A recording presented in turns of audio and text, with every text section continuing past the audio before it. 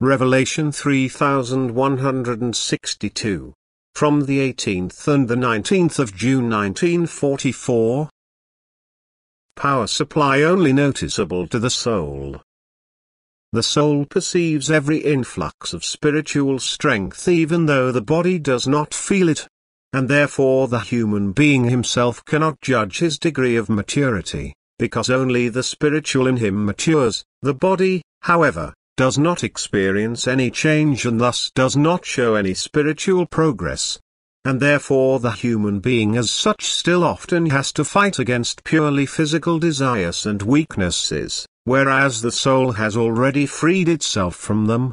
But then it is dominated by the body and thus bound to it again, which the soul does not like. Although the soul constantly accepts strength and will also quickly become the body's overcomer, it will present to it what danger its desire is, and for the most part it will also succeed, because spiritual strength becomes effective as soon as the soul is in need.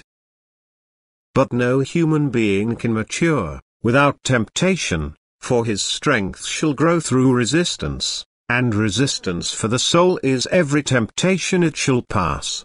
The body still demands for itself what is part of the world until the soul completely dominates the body, that is, makes it inclined towards its striving. Then it can finally consider matter overcome, for the spirit in it is now stronger, and it determines the soul and the body and is willingly listened to.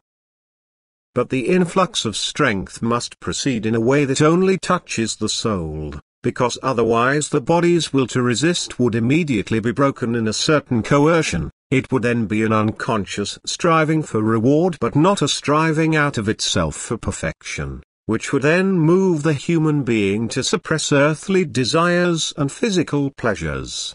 Therefore the influx of strength only has an effect on the soul, inexorably driving it to activity in love, to renunciation of earthly pleasures and to constant work on itself, without the body being affected by it in its actions and desires.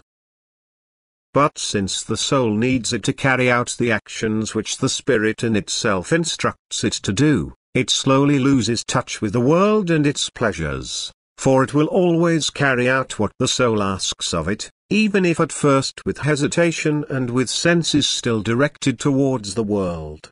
But the strength of the spirit is stronger and the body's resistance is broken, as soon as the soul completely surrenders to the spirit within itself. Then it also determines the body to join its desire and striving, and every danger of a worldly flattening is over.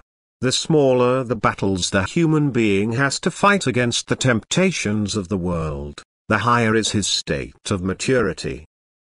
If he succumbs in the battle with the world, this is a standstill in his development until he has risen again, until through renunciation he again enables the soul to receive the supply of strength which excludes failure. But the temptations of the world are nevertheless necessary and also beneficial, for the human being should test his strength against them, and every struggle against them, every victory, is progress upwards.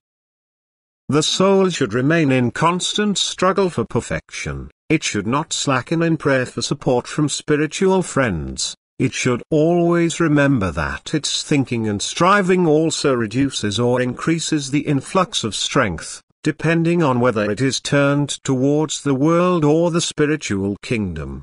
The body, however, has been given to her so that she may overcome it, for her strength only grows through temptation if she is sincerely willing to become perfect.